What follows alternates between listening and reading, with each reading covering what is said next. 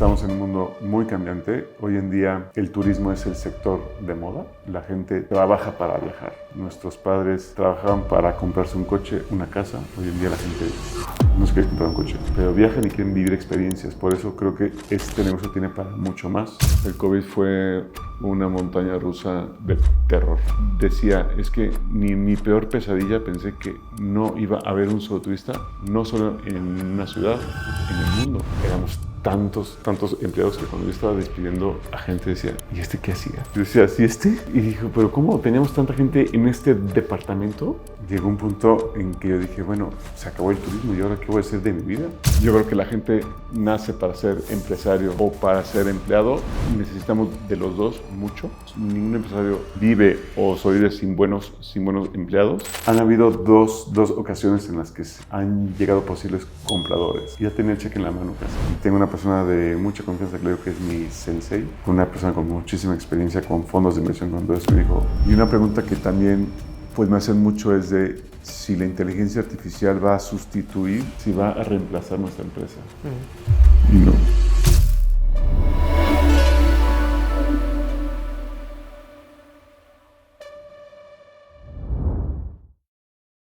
Bienvenido a todos, muchas gracias, sorry por la espera, pero bueno, ahí hemos tenido que reestructurar un poquito el tema de las cámaras y microfonía.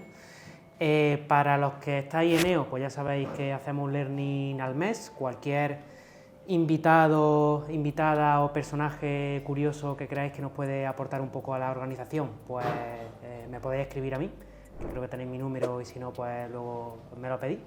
Hacemos uno al mes, o sea que a priori tenemos huecos, si no recuerdo mal, para julio y para septiembre. Y los que venís invitados de fuera de la organización, como el caso de José, nuestro entrevistado de hoy, cualquier duda sobre lo que hacemos y lo dejamos de hacer, pues por ahí tenéis a Alba y a Laura, que también están ahí encantadas de atenderos en todo lo que necesitéis. Y hoy vamos a tener una entrevistita con José Arozarena, de Amigo Tours, que tiene una trayectoria increíble. José conoció a René a través de uno de los Happy Hours, que también hacemos, no sé qué edición fue, la 47, 48, 49, por ahí. Como 7 meses, yo creo. 7 meses. Y bueno, a raíz del encuentro que tuvo con René, que es el encargado también de los Happy Hours, pues nos puso en contacto con José y nos dijo, tenéis que entrevistar en uno de los learning a José porque tiene una trayectoria increíble y un empresón que ahora nos contará. Yo me he preparado por aquí algunas entrevistillas, si os parece estaremos como unos 30 o 40 minutos aproximadamente y luego también vosotros pues le podéis hacer todas las preguntas que queráis a José. Ya hemos hecho una intro algunos, o sea que ya habéis estado hablando algunas cosillas. Y a mí me gustaría, para comenzar, José, que nos contara un poquito tu contexto. Eres un empresario que comenzó en México, que ha internacionalizado también la empresa, que ahora actualmente estás viviendo en Madrid, recientemente había abierto también en Japón. Amigo Tours, pues ya tiene 3,5 millones de clientes, que es una auténtica salvajada. Pero ¿cuándo comenzó todo esto? O sea, ¿qué pasó ahí en México? ¿Qué pasó por tu cabeza para que decidieras comenzar con ese hostel, ¿no?, que me contabas por teléfono cuando hablamos la primera vez? Bueno, antes que nada, pues gracias por la invitación. Yo soy el personaje curioso de este mes, como lo ves tú. Sí, esto empezó un poco, la empresa comenzó en 2005. Cumplimos 20 años dentro de nada, en 20 días, 15 días, el 1 de julio del 2005, pero esto viene un poco hacia atrás. Yo, como pues lo has dicho y se escucha claramente, soy de México, soy mexicano y mi acento y mi preferencia por pues la comida no lo pueden pues negar. Yo empecé como empresario o como emprendedor de muy pues chico, de muy joven, a los 12 años. Y la gente dice, ¿cómo a los 12 años? ¿No?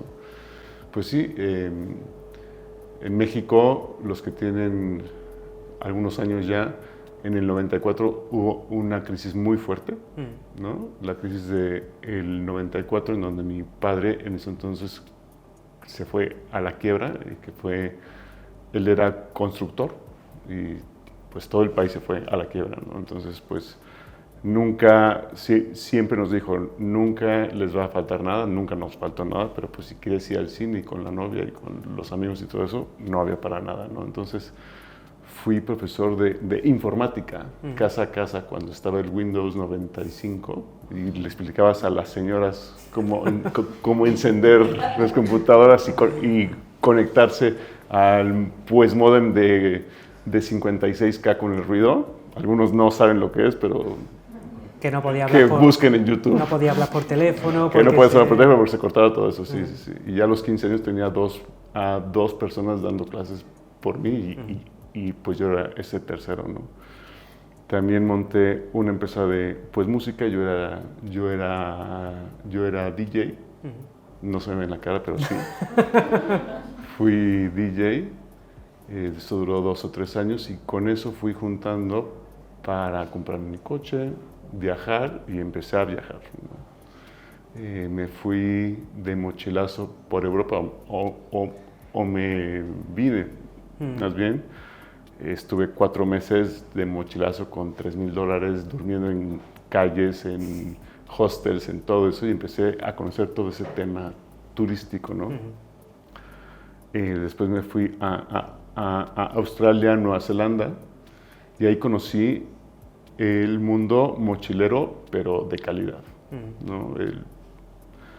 El buen mochilero con los pues, mejores hostels y dije, este es el negocio. Volví a México, vi que había solamente 2 hostels en ese entonces y monté el hostel más grande de Latinoamérica en ese entonces, 180 camas. Viví ahí, hacía la lavandería, bar, recepción, todo, ¿no? Porque hasta me daba miedo tener más gente. Dije, ¿cómo voy a pagar la nómina, no? Pero bueno, uno se va dando cuenta que todo es a su proporción, ¿no? Hoy la nómina es muchísimo más alta, ¿no? que en ese entonces, pero sí. Y de ahí, bueno, fui viendo la necesidad, compré la primera furgoneta, cuando vi que estábamos vendiendo muchos tours, entonces al año se compró la primera furgoneta para ir a pues, las PMs y a la pues, ducha libre en la noche. La primera parte del hostel, ¿comercializabais los viajes a través con otra agencia? O sea, ¿vosotros enviabais clientes o ya empezasteis? No. O sea, para los tours, sí, para los mismos huéspedes, ¿no? Y ahí hubo una historia curiosa, porque ya cuando empecé a comprar más furgonetas, tenemos más tours, dije, bueno, pues voy con los otros hoteles, ¿no? A vender con los conserjes, con los bellboys, todo. Llegué a 2 o 3 y me decían, sí, pero queremos el 50%. ¿Cómo? O sea, mi tour cuesta $400, sí, quiero 200. Bueno, ¿y cuál es la retención ahí, no? O sea, ¿qué pasa si llega alguien más y te da 220? Pues me voy a ir con ese 220. Entonces ahí vi que ese no era el camino, ¿no? Toqué puertas y llegué a la primera OTA que hubo en México, que fue Price Travel. Y a los pocos meses me dicen, empiezas mañana, ¿no? Entonces al día siguiente recibe reservas, empieza con todo. Si quieres explicar un poco qué es una OTA, porque a lo mejor la gente que esté fuera del sector. Online Travel Agency, ¿no? Todo lo que se vende en línea, que estamos hablando de 2008, 2009, ¿no? Cuando no había, cuando no se compraba en línea. Durante estos 20 años hemos aprendido muchísimas cosas. Antes el hostel se vendía en el Lonely Planet, en el libro de mochileros, ¿no? Y si no salías ahí, el negocio no funcionaba. Y salías al metro a volantear diciendo alquilo camas para vender. Será el marketing digital en el metro, ¿no? Hoy en día, ¿quién llega a un hotel sin una reserva previa?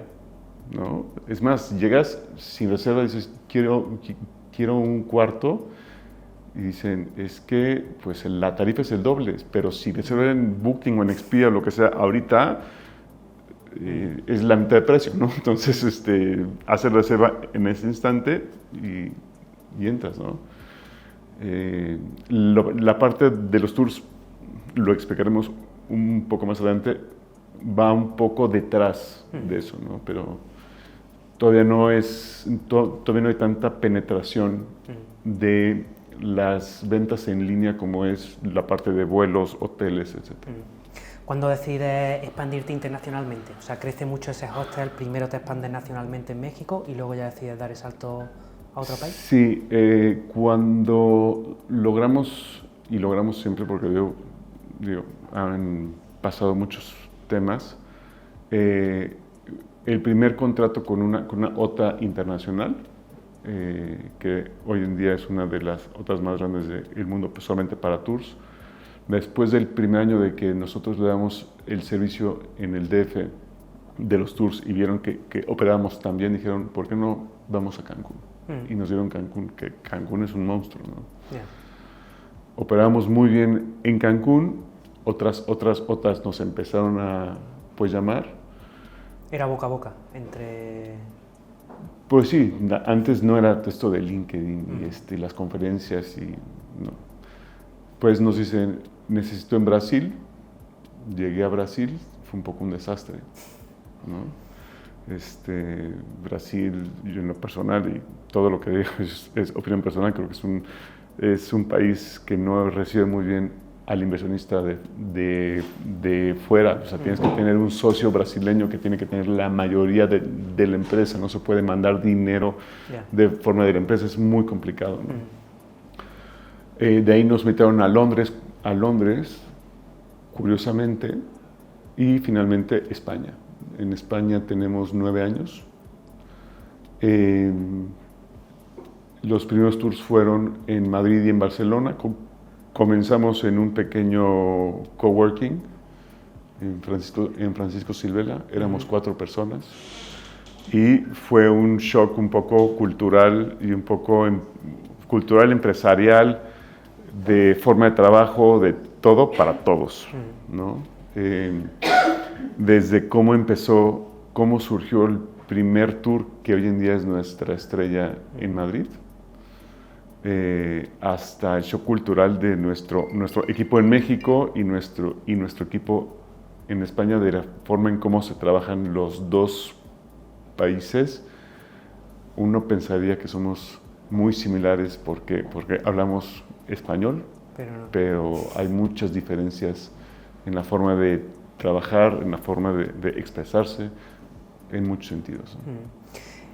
Normalmente, o sea, digamos que la OTA, o gracias a la OTA o al tráfico, ¿no?, que enviaba la OTA, vosotros abríais un país. ¿Qué era lo primero que hacíais? Montabais oficinas y a partir de ahí canalizabais, Sí. pero siempre, o sea, siempre los tours, por lo que me dijiste, los montabais vosotros. O sea, no externalizabais nada, o sea, siempre era el Los paquete. tours los creaba yo, los diseñaba yo. O sea, tú hacías las rutas, Exactamente, todo, ¿no? Digo, te cuento nuestro primer tour aquí en Madrid, para un poco para explicarte esa disrupción que hemos tenido en la empresa y cómo se llega a los destinos, ¿no? Cuando estaba creando yo los tours aquí decía, bueno, siempre lo que nosotros vemos es cuál es el promedio, pues, de estancia de un turista en el destino, intereses y qué es lo que va a hacer en su primera, segunda, tercera visita. Entonces, Madrid siempre es promedio 3 días y siempre van a Toledo o a Segovia, Prado, Palacio Real, etc., ¿no? Dije, bueno, si la gente tiene que decidir entre Toledo o Segovia, ¿por qué no hacemos un Toledo y Segovia el mismo día? Bueno, transportistas, guías, todo eso, me dije, usted está loco, eso no se puede, son 350 kilómetros. Yo, sí se puede. A Chichén Itzá desde Cancún son 700. Pues no se puede. Yo, sí se puede. Y hoy en día es nuestro tour más vendido y es el tour más vendido en pues Madrid. No solamente por nosotros, porque ya la competencia nos copió. Claro. Entonces, digo, pero sí es el tour con más demanda en Madrid, el tour radial, ¿no? La gente ya no quiere ir a Toledo solamente, quiere ir a 2 ciudades el mismo día. Que a mucha gente cree que es una locura ir a Toledo 4 horas. Sí, yo también lo pienso. Toledo es una ciudad preciosa que necesita mucho más tiempo, pero las tendencias del turismo cambian y la gente quiere ver una pincelada de cada destino porque se quiere comer el mundo. ¿No? O sea, básicamente lo que hicisteis con vuestro producto es romper, en cierta manera, los itinerarios tradicionales o tener que elegir entre varias cosas y combinarlos para que la experiencia fuera diferente. Así es. Y hoy en día, bueno, después de España abrimos en Estados Unidos, en Nueva York, después fue Italia, Francia, Ámsterdam y nuestra última aventura súper interesante, Japón, hace 4 meses. Ahora hablamos de Japón. Y hoy en día operamos 270 tours todos los días y sí tenemos 3,5 millones de pasajeros cada año. Cada año. ¿Y este año haréis récord o...? Esperemos que sí. Una de las cosas que ha pasado en el sector turístico, principalmente con el COVID, pero vosotros vivisteis un pre-COVID en México en 2009, ¿no? Con el virus porcino. Cuéntanos un poco qué pasó y qué medidas tuvisteis que hacer para no quebrar directamente la empresa. Pues en ese entonces, en el 2009, teníamos 6 hostels. Cerramos durante 2 meses todos, pero en México sí fue un pre-COVID, pero en México se vio muy fuerte porque el país cerró un año. Hay muchos temas que a la gente le retrae mucho viajar. Una son los virus. O sea, hay un virus en cierta región y no vas, ¿no? Una guerra, ¿no? Hoy, lamentablemente, nadie se piensa ir ni a Israel, ni a Jordania, que está junto, nada.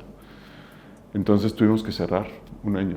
No era el mismo tamaño de compañía, pero sí fue cerrar prácticamente a cero. Digo, yo me tuve que buscar trabajo, ¿no? O sea, literalmente cerrasteis persiana y cuando pasó todo volviste a... Cerré persiana y busqué trabajo. Fue mi único periodo como trabajador en una empresa. Que bueno. ¿Qué tal? Así pasa. Yo creo que la gente nace para ser empresario o para ser empleado. Necesitamos de los dos mucho, ¿no? Ningún empresario vive o sobrevive sin buenos empleados. En España hay un promedio de 5 empleados por empresa.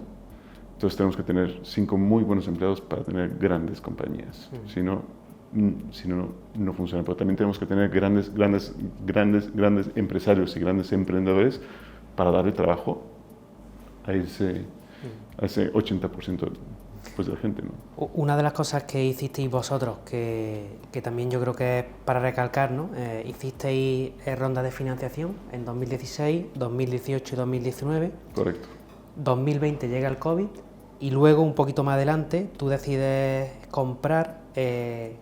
recomprar las participaciones a todos estos agentes que de alguna manera habían capitalizado tu empresa, ¿no?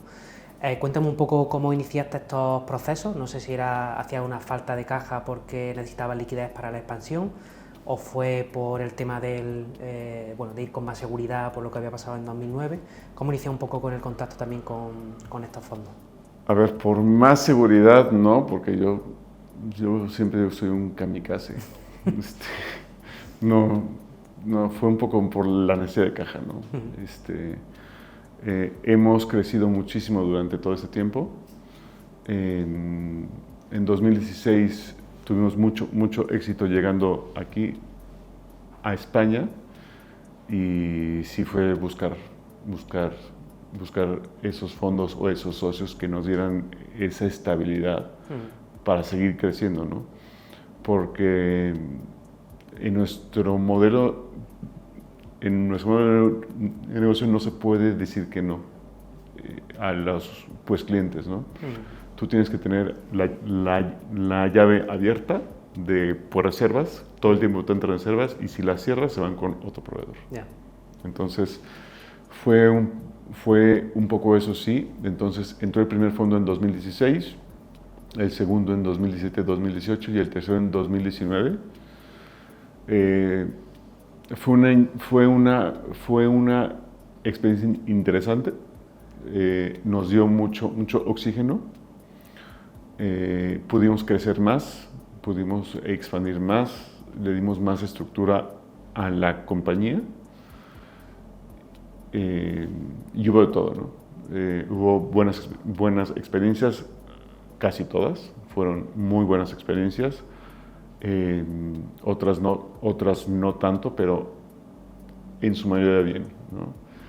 Y hace un par de años me dice uno de los fondos, pues ya tenemos que vender porque se nos vence el plazo de nuestro fondo.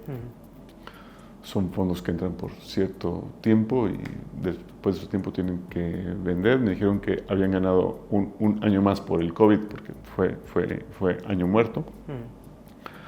Me dijeron tenemos que buscar compradores y ahí fue un poco de decir, ¿y quién va a venir, no? Porque, digo, tuve una gran experiencia con estos socios. Dije, si viene otro y no me gusta, entonces por ahí fui explorando fuentes, formas para poder recomprarle a todos, ¿no? Y si vieras qué bien sabe esa copa después de que firmas a todos, sabe muy bien. ¿Cómo lo hiciste? O sea, a través de bancos, financiación. A través de fondos de deuda, ¿no? Vieron los flujos, pues, de la empresa. Vimos varios fondos, contraté a un broker que buscó estos fondos. La verdad es que tuvimos 2 o 3 opciones por las cuales pudimos decidir, pues, negociar y todo eso, y se dio bastante bien, creo. ¿Y qué pasó en COVID? Entiendo que es muy diferente esta segunda experiencia de 2020 a 2009, ¿no?, que habéis tenido en México. El COVID fue una montaña rusa de terror, ¿no? En las pláticas que yo daba durante el COVID, siempre decía, es que ni mi peor pesadilla pensé que no iba a haber un solo turista, no solo en una ciudad, en el mundo. Yeah. O sea, es que había de todo, ¿no? Habían médicos, o sea, la gente estaba trabajando, pero turistas. Llegó un punto en que había 0 en el mundo, ¿no? Con todo lo que el turismo representa para todo el mundo hoy en día, porque el turismo mueve muchísimos países, ciudades, todo. Entonces sí fue muy fuerte. En México tuvimos que despedir a más de 450 empleados en 2 días, ¿no? En México desafortunadamente no tuvimos apoyos como se tuvo aquí en España, con los ERTES, con los ICOs, con toda esa parte. Y entonces tuvimos que un poco tirar de donde fuera, ¿no? Ahí los fondos me sentaron cabeza bien y, por ejemplo, me dijeron, vamos a deshacernos de todos los activos, ¿no? Entonces, nosotros teníamos autocares, buses, o sea, tenemos muchísimo activo. Alquilar de mobiliario, oficinas, me dijo, hay que deshacernos de todo. Mal vendiendo, supongo también. Mal vendiendo, casi todos estaban en renting, ¿no? Los autocares, todo eso, devolverlos, decir, no pago, no puedo, ahí está todo. Y sobrevivir, pero sobrevivir a un tema que era todos los días vivir con, ya hay vacuna, ¿no? Entonces, ¿qué hago?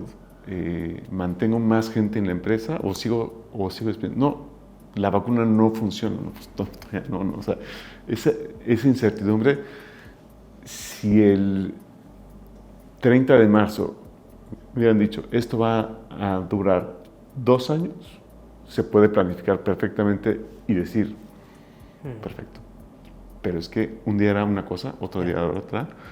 Un día el gobierno decía, ya no hay más apoyos, ahora sí, Fue un poco complicado, pero fue un gran aprendizaje en muchas cosas. Por ejemplo, eso, ¿no? El tema de los buses, autocares, todo eso. Nunca en mi vida voy a volver a tener un solo vehículo en la empresa. Nunca más. Ahora subcontratáis y... Ahora tenemos grandes proveedores en cada uno de los destinos que nos dan servicio excelente, que se dedican a eso, a tener autocares, buses, furgonetas, coches en perfecto estado. Y no tienes que estar viendo las temporadas bajas, altas. ¿No? Aprendimos muchísimo en el COVID. ¿Qué hicisteis con los clientes que ya habían reservado? Entiendo que se devolvió todo. En este caso, como no vendemos nosotros al cliente final, son las mismas OTAs las que devolvieron todo y ya está. Normalmente la OTA cobra y vosotros recibís un pago a X días después de hacer el tour. Sí, nosotros tenemos 80 y tantos contratos con esas OTAs y ya está. Y ellos venden bien, nosotros damos un buen servicio y nos pagan en tiempo y ya está. Hoy en día, ¿en cuántos países estáis y cuántos trabajadores estáis? 8 países, contando ya esto, eso seremos más de 1000, yo creo, fácilmente. Más de 1000 empleados ahora mismo. Sí. Con guías, con todo, sí. A nivel estructura empresarial, cuando va a un país, normalmente tenéis una holding y a través de establecéis una sucursal, una empresa en cada uno de los países que vais. A nivel legal, sí. A nivel legal tenemos una holding, que es la que es el paraguas de las empresas, y se crea a nivel local una compañía. Aprendimos también muchas cosas en el COVID. Por ejemplo, en Nueva York teníamos oficina con varios empleados que eran los más caros. Muchas personas de ahí ganaban más que yo, ¿no? Por estar en Manhattan, en Nueva York, una locura. Hoy en día, por ejemplo, en Nueva York no tenemos empleados. Aprendimos a operar el destino desde España, desde 100% remoto.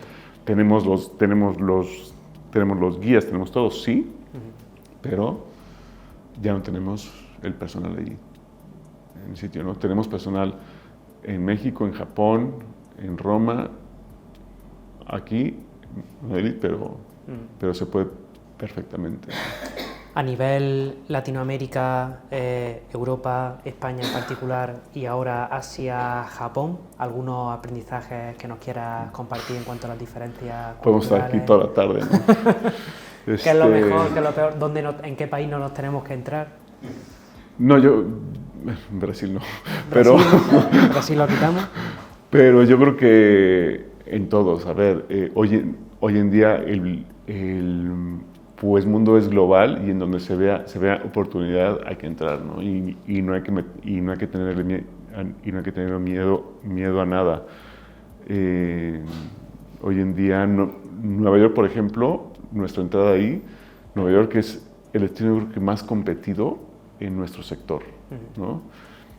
Y hay que especificar muy bien el sector porque el turismo es súper vasto, hay muchísimas ramas del turismo, ¿no? O sea, si vemos transporte, que pueden ser aviones, trenes, coches, buses, etc.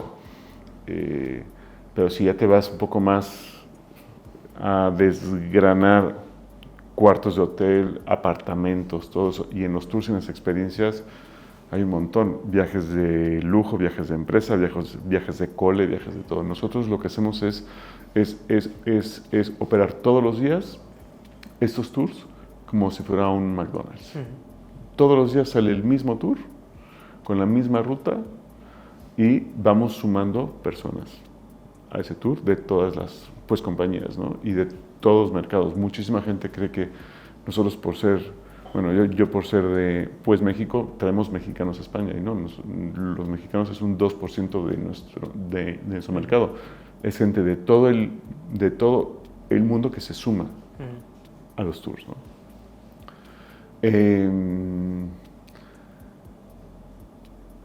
Nueva York es el destino más competido. España por ejemplo, te cuento anécdotas, ¿no?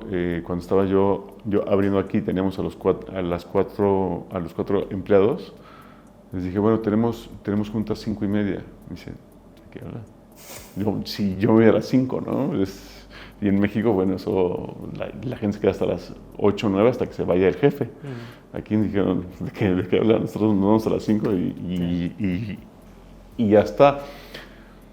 Pero es verdad que el español trabaja su tiempo de calidad, ¿no? Se sienta, trabaja y saca todo el trabajo durante el tiempo que está y tiene una gran escuela de turismo.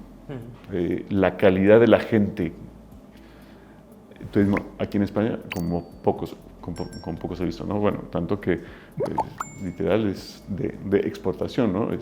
España ha desarrollado destinos como Punta Cana, Cancún, etc. Y Japón es un espectáculo. Japón es el exceso de orden, de leyes. Todo se basa mucho en la confianza, ¿no? Eso que, no sé, llegas tú aquí Madrid, pides un crédito a un proveedor y le dices, necesito un crédito de 30 días y te hace firmar todo ante notario casi. Allá simplemente con que pongas la cara y que vayas a verlos en persona y que le des palabra, perfecto, sin ningún problema, ¿no? Pero ya después de que se va a un tema de que te conocen, te ven, porque también al extranjero lo ven como una persona extraña que viene a qué, ¿no? Entonces, y Japón es también un país que increíblemente la gente no habla inglés. Es el país desarrollado que menos habla inglés, ¿no? Entonces, la barrera de comunicación es gigante, pero no solamente en el idioma, sino en la forma de tú expresarte. Yo cuando voy con nuestra gente a las reuniones, le digo, traduce esto. Y veo que está traduciendo y digo, pero es que no lo estás traduciendo exacto. Me dijo, es que no le puede usted decir eso a él, ¿no? Yeah. O sea, tan directo. Entonces lo cambian y lo adoran y todo eso para que quede mejor y que te acepten, ¿no? Entonces sí, ha sido toda una experiencia interesante. ¿Por qué decidí Japón? Al final es por la OTA os lo pide, por el que ellos detectan un poco. Pues yo creo que porque nos gustan las cosas difíciles. Pero no, Japón es un país que a nivel turismo en 2024 recibió 36 millones de turistas y según el gobierno este año va a recibir 66 millones de turistas, ¿no? O sea, casi el doble. Japón está de moda. Y la forma de viajar y la forma de pensar del proveedor de servicios turísticos allá es muy distinta, ¿no? Si tú ves al mismo turista japonés, aquí en Madrid todos van con la banderita, muy ordenados y en su circuito, ¿no? No había un servicio y bueno, a nosotros pues nos gusta un poco más ir a nuestro aire, viendo es otra forma de viajar. Y no había servicios en español dados por latinos. Entonces, si tú vas a Japón, normalmente te va a tocar un guía japonés o un guía tal que habla muy poco inglés. Entonces, pues, más bien te sirve como una persona que te va llevando de sitio en sitio. Nuestros guías todos son españoles, latinos, etcétera, que obviamente como están en un país extranjero hablan muy bien inglés, entonces damos servicios en las dos, ¿no? O sea, el mismo latino habla español e inglés y atiende a los diferentes clientes. ¿Mezcláis los grupos entre españoles? Sí. ¿Sí? Sí. Depende del destino y depende del volumen del tour. Por ejemplo, en un Toledo, en un tour aquí Toledo que operamos 6-7 buses, va un bus solo en español, solo en inglés, o en español, solo en inglés. En Japón ya estamos llegando en ciertos tours a tener 2 o más buses y los separamos en la medida de posible, pero pues si no, se vende como un tour bilingüe. En cuanto a los márgenes de la empresa, ¿qué había ido haciendo para subir? Porque al final una empresa de servicio tiene un margen ajustado, cuando está creciendo el margen obviamente es menor. Y nosotros uno de los problemas que estamos teniendo en la agencia precisamente es que, oye, aquí no va a ganar dinero nadie hasta no sé cuántos años, que algún día quizás se venda la empresa si queremos ir duplicando clientes, etcétera, cada año, ¿no? ¿Cómo habéis hecho vosotros, o sea, qué punto habéis visto para tocar, para ir subiendo un poco el margen, o no habéis hecho nada con...? Primero, yo creo que hay que calcular muy bien los costos para ese margen. Y segunda, no hay que tenerle miedo a cobrar caro, ¿no? Ha ido subiendo precios de manera paulatina todos los años. Se va subiendo precio. Obviamente, cuando uno entra a un mercado nuevo, competido, hay que bajar precios, entrar con un precio más bajo, que te conozcan. El tema de la calidad es importantísimo. La calidad es básica y más hoy en día con el tema de los comentarios, reviews, que todo el mundo te deja un review, todo el mundo. Nosotros en la empresa revisamos todos los comentarios que nos entran en cualquier plataforma, los revisamos, mejoramos porque a mejor calidad puedes cobrar más. Es muy difícil competir con precio bajo y mala calidad. Entonces eso es crítico, una buena calidad. Por más que seas un McDonald's, si la hamburguesa está fría, no vuelves. No. Entonces no es que demos servicios económicos, es que damos servicios de calidad a un buen precio. ¿Qué margen de beneficio más o menos habéis logrado con la empresa? Objetivo es un 30 operativo. Bueno, está muy bien, ¿no? Operativo. Y luego, algunos gastos algunos gastos que ahí es donde hay que ir controlando esos fijos que en el COVID vimos que no eran tan necesarios. Y a raíz del COVID entiendo que mejoraste los propios márgenes. Por ejemplo, éramos tantos empleados que cuando yo estaba despidiendo a gente decía, ¿y este qué hacía? ¿No? Y decía, ¿sí este? O sea, y dijo, ¿pero cómo teníamos tanta gente en este departamento y no salen las cosas? Y decía, es que, ¿de dónde? ¿No? Entonces, sí, creo que se pueden mejorar muchísimas cosas y hay que fijarse muy bien en los costes fijos y cobrar bien, ¿no? Porque hay para todos. ¿La mayoría de vuestros empleados los soléis tener más en México, más en España o...? La central estaba en México y en el 2020 la cambiamos y ahora está aquí, en Madrid. Te podría decir que el 50% está aquí en España, un 40-45% en México y un 5% en el resto en cada destino. De los destinos, sí. Una de las cosas que has mencionado ahora y que también lo hablamos por teléfono es que para ser un buen emprendedor sí o sí necesitas buenos empleados. ¿Puedes desarrollar un poquito más la idea? Sí, es lo que estábamos platicando hace poco. Para poder crecer, porque un emprendedor no puede hacer todo, ¿no? Yo lo pongo siempre ejemplo cuando pues yo estaba en el hostel, lavando sábanas, haciendo de bar, haciendo de todo. Sí, puede funcionar muy bien, puedes tener una rentabilidad espectacular, pero primero, uno no es experto en todo.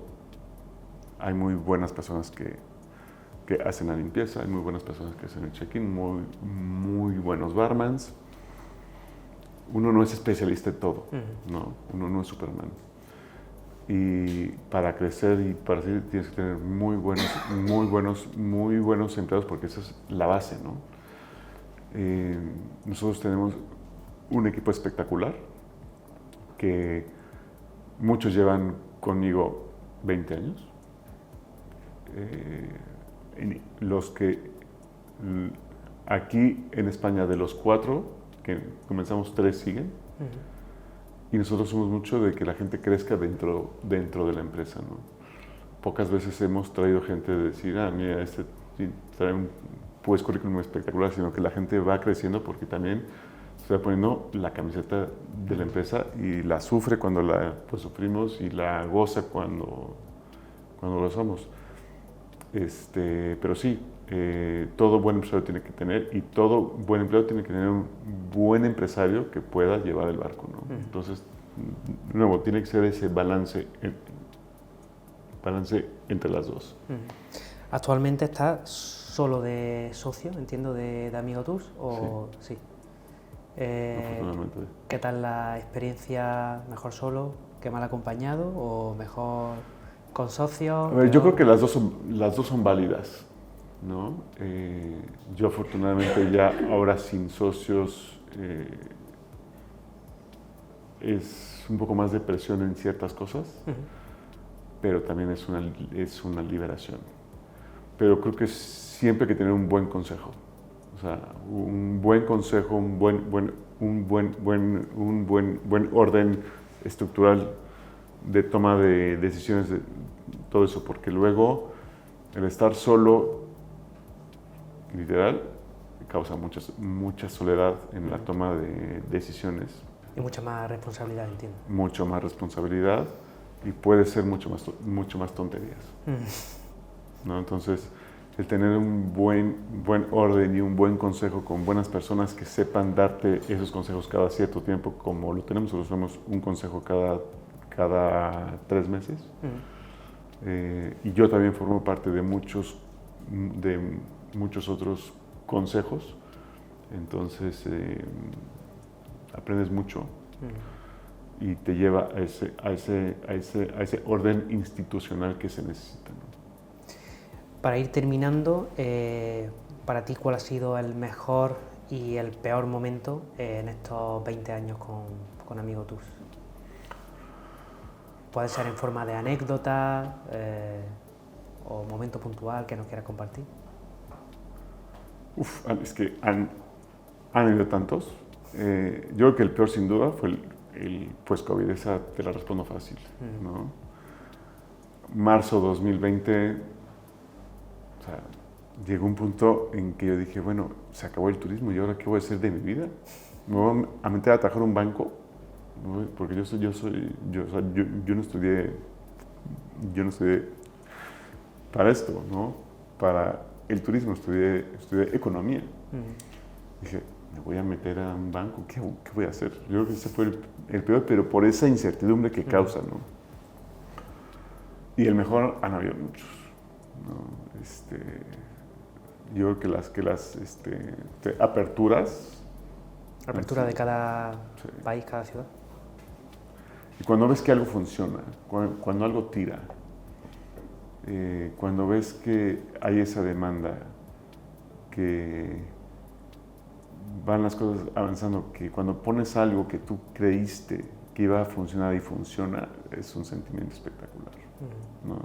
Y he fallado en muchísimas, ¿eh? He puesto con empresas y he hecho proyectos y todo eso que no funcionan y no pasa nada.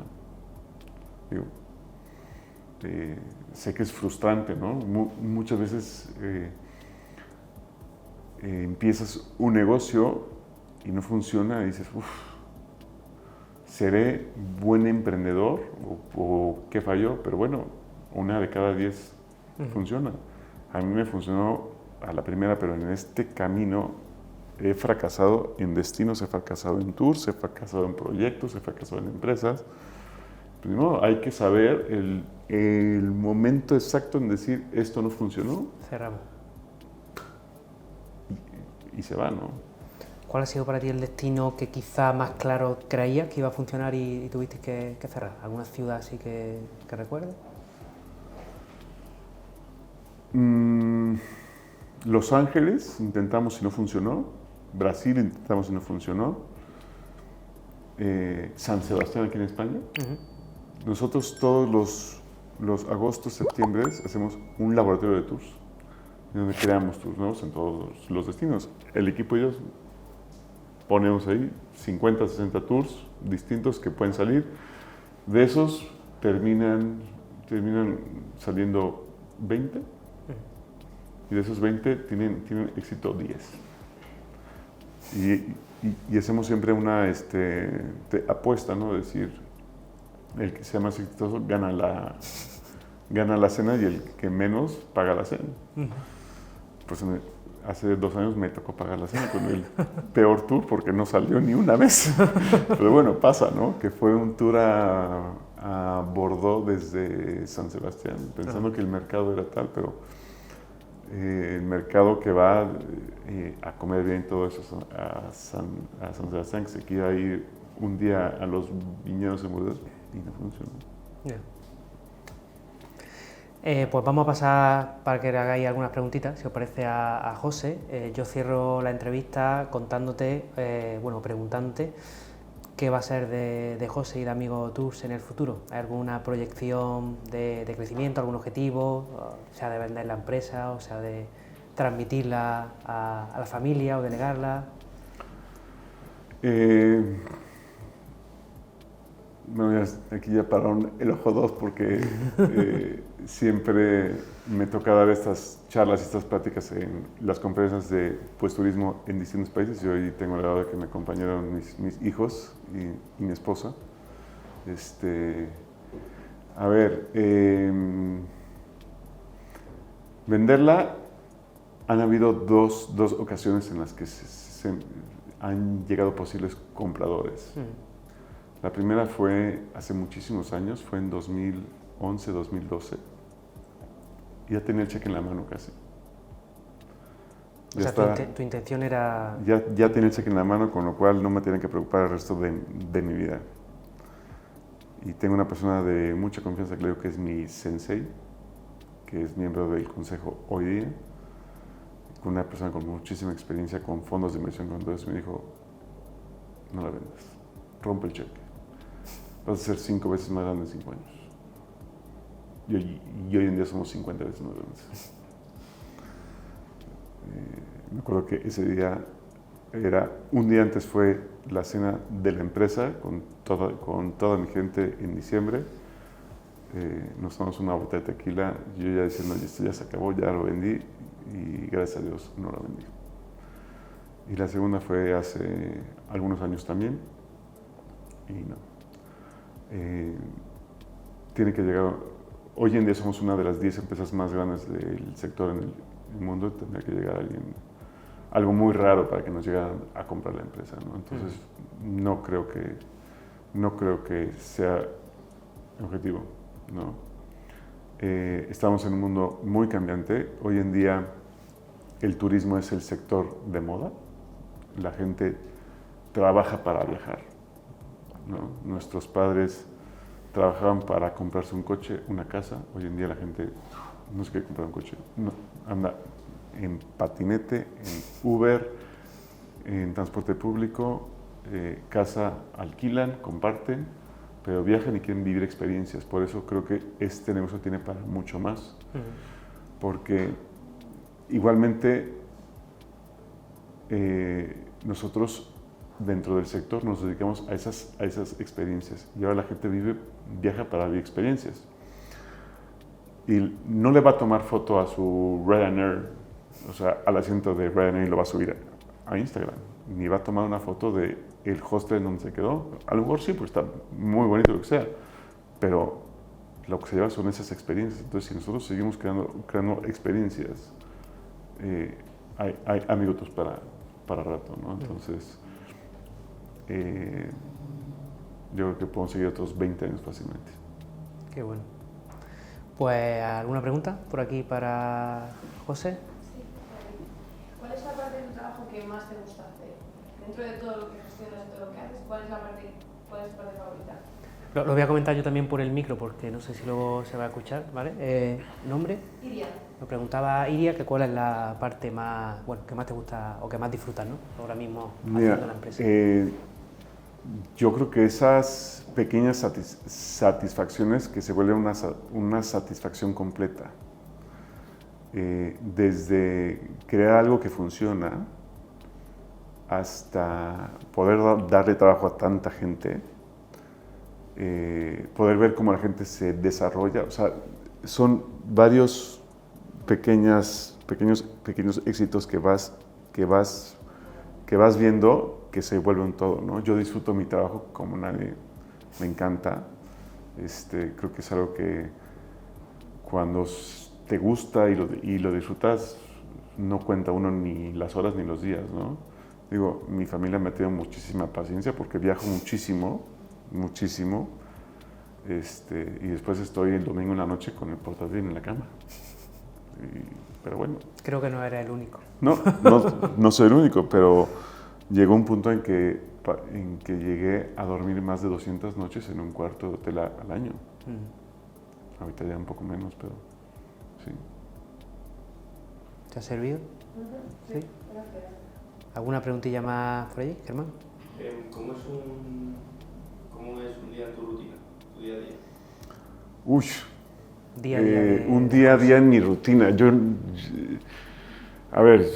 Cuando estoy aquí en Madrid, dejo a los chicos en el cole, llego a la oficina y como estoy tan pocos días en la oficina, parezco médico de la Seguridad Social.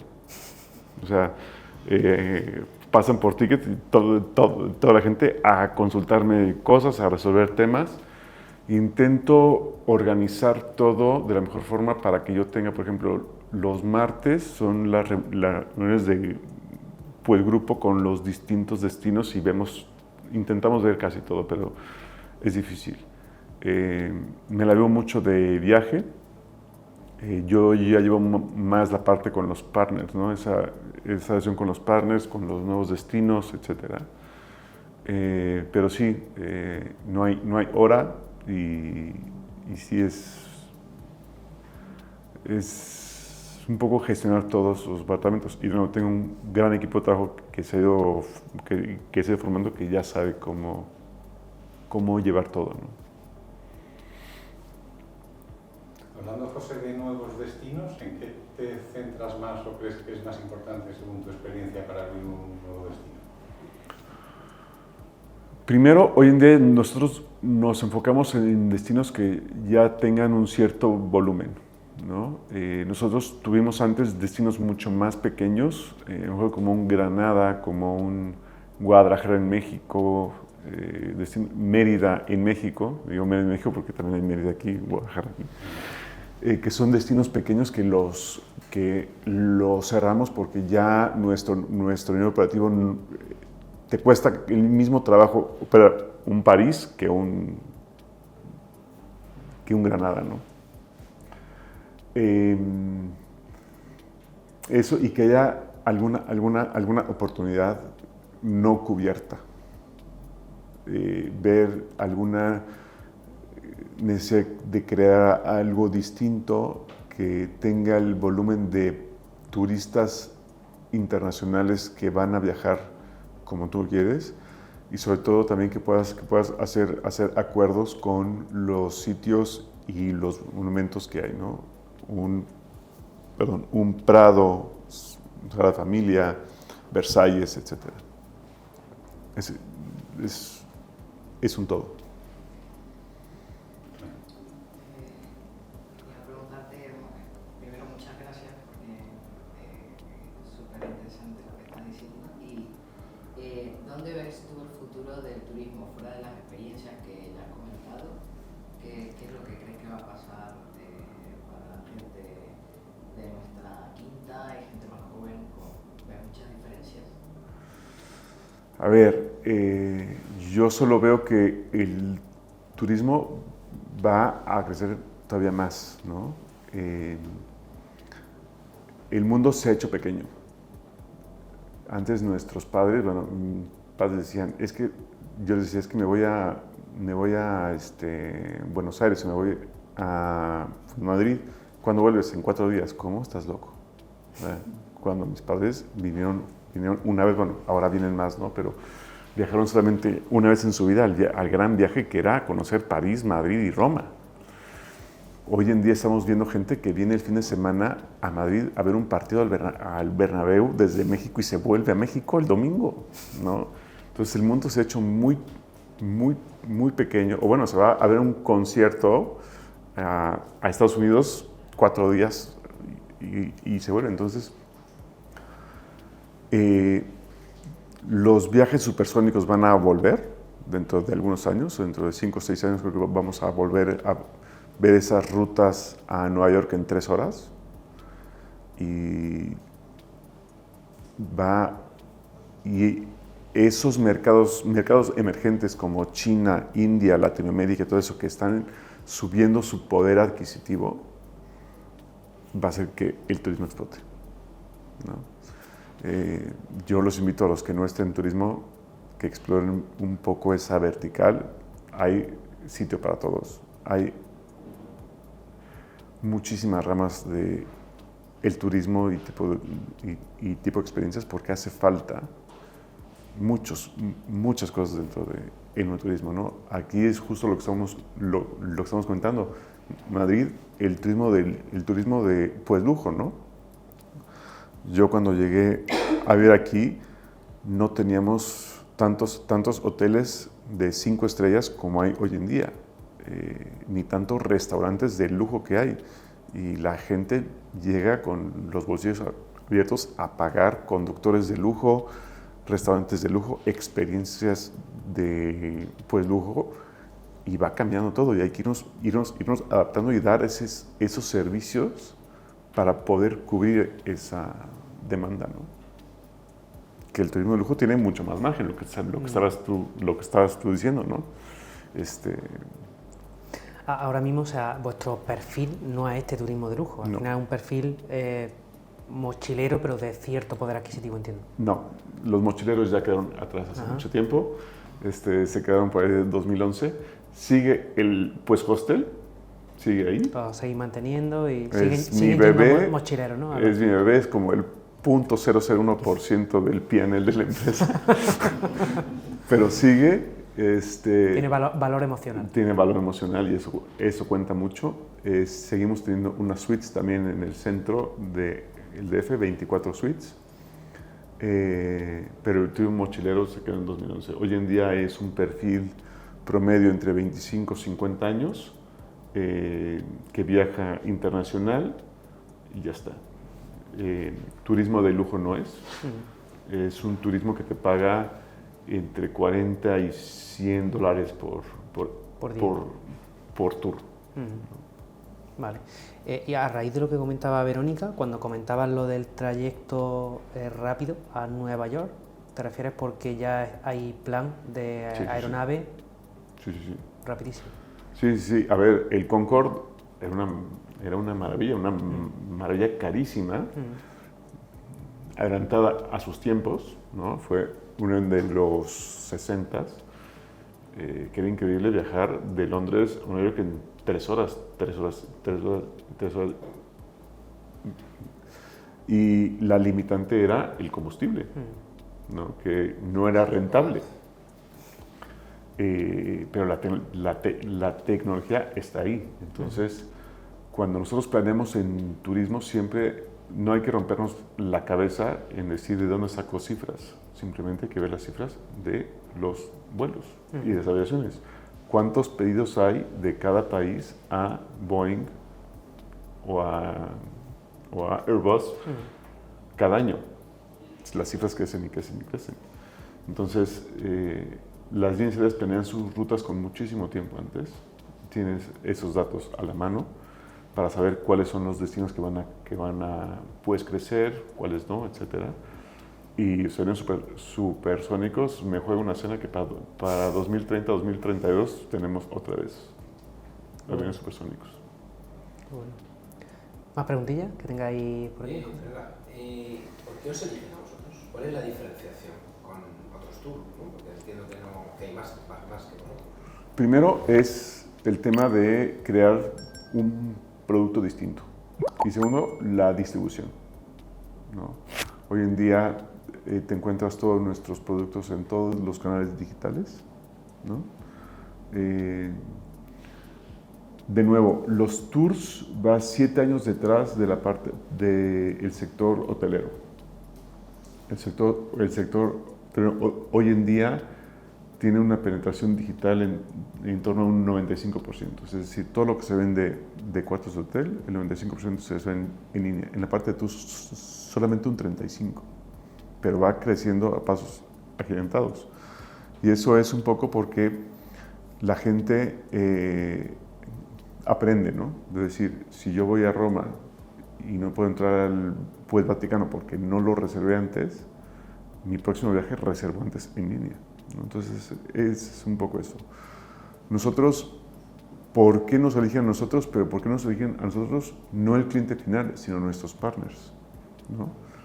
Un Expedia, un Civitatis, creo que aquí en España todo el mundo conoce, pues Civitatis un poco bueno, no un poco, un mucho, ayudó a que entendieran nuestro sector, porque la gente decía, ¿tú a qué te dedicas? No, pues es que yo doy tours. ¿Cómo? Sí, como Civitatis, pero Civitatis los vende, yo doy el servicio. Entonces tú se lo compras a Civitatis, nosotros damos el servicio. Entonces ayudó un poco a ese tema, ¿no? Entonces, ¿por qué nos elige Civitatis? Para que nosotros le demos el servicio a sus clientes.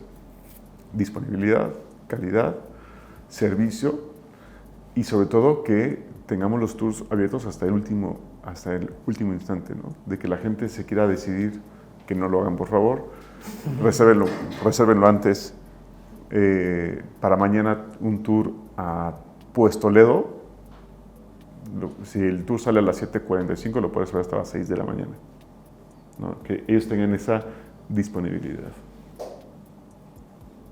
Y es muy difícil que nosotros creemos nuestro canal directo. No lo tenéis. Lo tenemos, pero no funciona. Y eso es por el simple hecho de que si yo pregunto en la calle, nómbrame 10 líneas aéreas, me las vas a poder nombrar perfectamente. Iberia, British Airways, Ryanair, etc. Si te pregunto, nómbrame 10 hoteles, igualmente vas a nombrar 10. Nómbrame 10 empresas de tours. ¿No? Tú vas a comprar un tour a Toledo y no vas a saber quién te va el servicio. Solo somos una de las 10 empresas más grandes del mundo de tours y de experiencias. Y nadie nos conoce. ¿Conoces Viator? Viator es la OTA o la OTA más grande del mundo de tours y de actividades. Y probablemente has comprado con ellos porque tú al buscar en Google Tour a la Sagrada Familia, te sale un link que tienes el tour disponible, tú lo compras y no supiste que compraste en Viator. Bueno, Viator la compró TripAdvisor. TripAdvisor sí la conoce todo el mundo, pero muchas veces no sabes con quién compras. Entonces, ese posicionamiento de marca, aunque lo intentamos hacer, es muy complicado. Entonces, nosotros no vamos a competir con un Expedia, un Civitatis, un GetYourGuide que invierten millones de dólares todos los días para estar en el primer ranking. No. No te sería rentable. No. ¿Queremos tener una penetración directa? Sí. ¿No? ¿Queremos vender directo? Sí. Pero no buscamos que sea más de un 5% en el después, ¿no? En el futuro. Es igual el precio. ¿Cómo? El precio es igual. Pero es igual. ¿Alguna preguntilla más por ahí? ¿Cuáles son tus amenazas más grandes? Porque estamos escuchando, por ejemplo, Airbnb, que está empezando a ofrecer experiencias distintas. Airbnb es un partner nuestro. Airbnb, nosotros vendemos a través de Airbnb. Amenazas fuertes siempre son algún evento geopolítico o desastre natural. Por eso es importante estar en distintos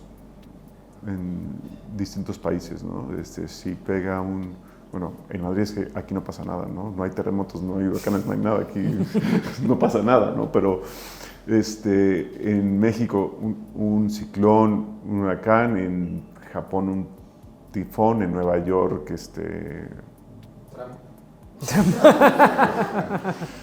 no sé, puede haber muchos temas, pero la amenaza es, yo creo que una competencia desleal, ¿no? Que la hay, ¿no? Si tú me preguntas, Airbnb, ¿te gusta o no te gusta? Yo para viajar he usado dos veces por necesidad, pero no me gusta, ¿no?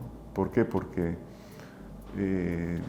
cualquiera pone un piso en alquiler que probablemente no pague impuestos. Bueno, aquí en España es un poco más complicado ese tema, pero en otros países pues no pagan impuestos, reciben el dinero en una cuenta tal, no tienen las medidas de pues limpieza, sanidad, protección civil, etcétera, que requiere un hotel que tiene el coste de un hotel, ¿no? Y como siempre he dicho, bueno, y también para los tours, pues nosotros tenemos que tener un seguro para todos nuestros clientes, ¿no? Que si alguien que va en la calle y te dice, te llevo a Puesto Ledo en mi coche, pues no tiene seguro.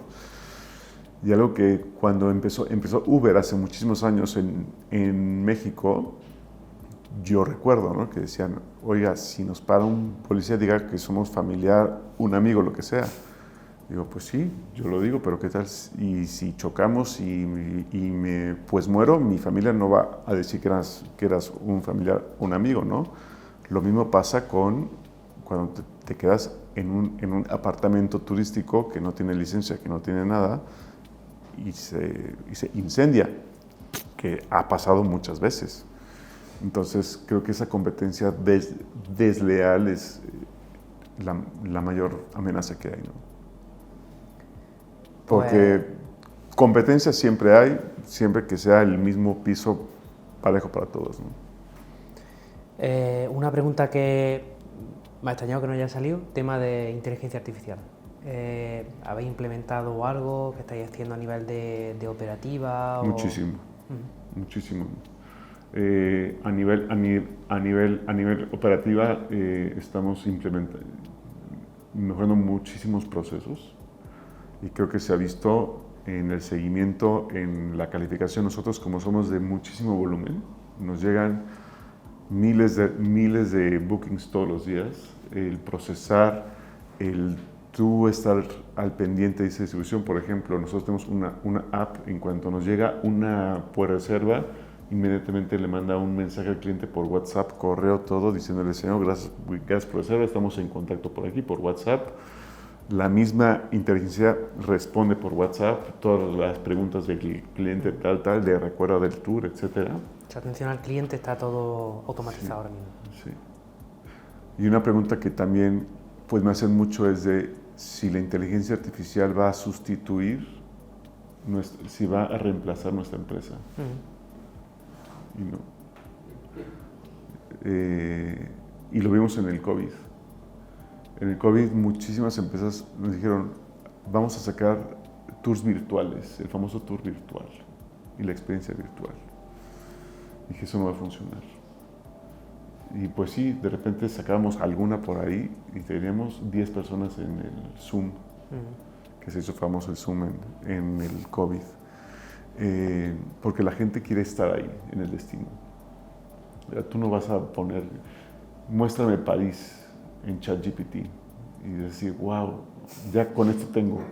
Ya no, al contrario, te van a dar más ganas de ir a París, ¿no? Y quieres estar en la Torre Eiffel, te quieres comer una crepe y un buen vino, estando en la Torre Eiffel, y por más que tú digas, bueno, voy a explorar París con mi móvil y que me vaya ChatGPT guiando, no es lo mismo que la experiencia con un guía de turistas. El guía, siempre lo he dicho, un buen guía de turistas te cambia la experiencia total. Y lo más seguro es que al día siguiente recuerdes casi nada del tour. Ni cuándo se fundó Notre Dame, ni cuántas gárgolas hay en la iglesia, nada. Pero te vas a acordar de que se incendió, qué provocó el incendio, porque a todos nos gusta ese morbo. Y de que tuviste un gran guía que te dio una gran experiencia en Notre Dame. No. Pues José, ha sido un placer. Muchas gracias por aceptar la invitación. Y oye, un lujo. Cuando quieras venirte por aquí a EO, pues tienes tu casa, cualquier cosa que te podamos ayudar, pues ha sido un placer aquí. Muchas gracias. Bueno, compartir un Ustedes. poquito tu experiencia. Muchas gracias. Ahora, si os parece, bueno, podéis salir ahí, que ya está preparada, creo, la comida y una bebida, ¿vale? Más o menos creo que tenemos una horita así de cóctel, así que a disfrutar.